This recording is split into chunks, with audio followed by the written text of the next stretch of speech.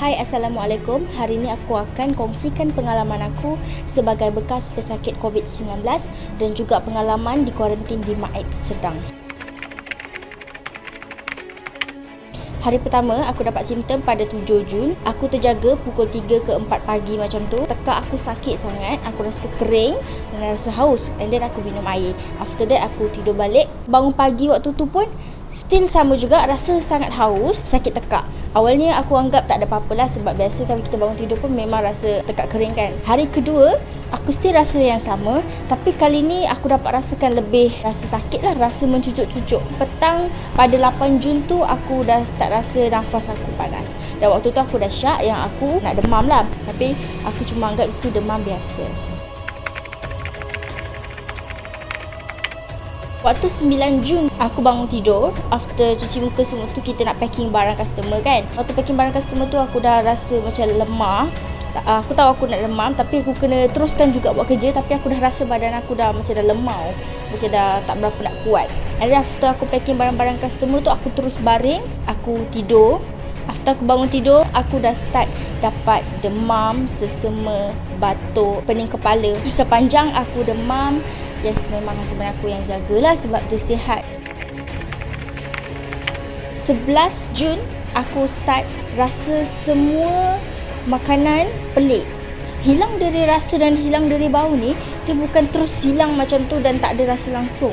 Awalnya aku rasa makanan-makanan ni semua memualkan, macam pelik dan bau dia loyal. Lepas tu bila aku berus gigi, aku bau berus gigi, sabun tu semua sama. Bau dia macam pelik dan rasa nak muntah.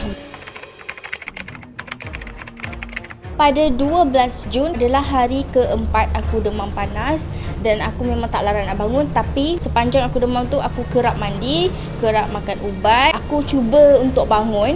Dia demam dia macam on off tau. Ada waktu dia rasa macam dah nak sihat, tiba-tiba lepas kita tidur, kita bangun tidur, dia jadi demam panas balik, sakit kepala sangat-sangat. Dan ada waktunya mata aku rasa panas, rasa macam terbakar, macam burn. Bila nak tidur pun susah sebab sekejap sakit dada. Kita orang ambil keputusan untuk pergi klinik, tapi sebenarnya nak pergi klinik tu just nak ambil ubat klinik. At the same time aku fikir nak ambil swab test sebab aku macam dah syak. Actually klinik swasta tu dia just fikir yang aku ni demam biasa, so diorang bagi ubat biasa. Tapi lepas beberapa minit aku cakap dengan diorang aku nak buat swab test. After buat swab test aku terus balik. Waktu tu husband aku pun buat swab test ujian RTK. Suami aku didapati negatif COVID-19. Kira-kira pukul 9 malam aku dapat tahu yang aku positif COVID-19.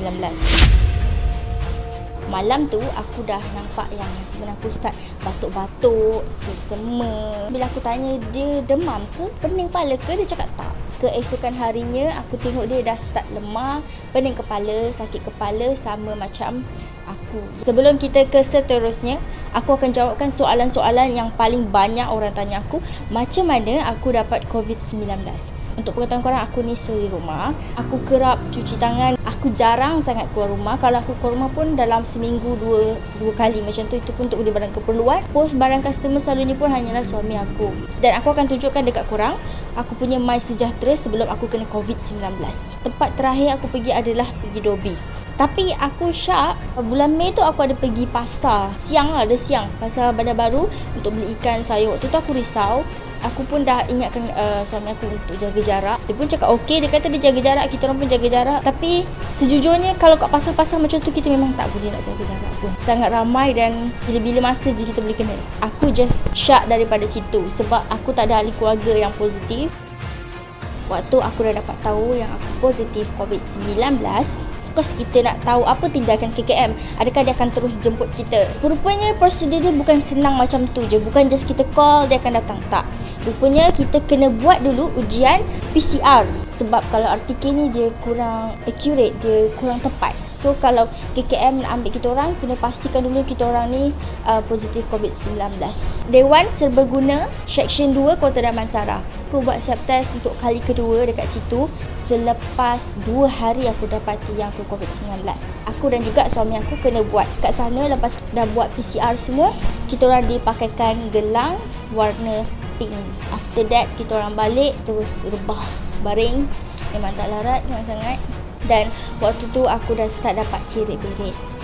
24 jam selepas aku dan suami buat swab test dekat Dewan Serbaguna Kota Damansara tu, diberitahu yang kita orang berdua ni positif COVID-19.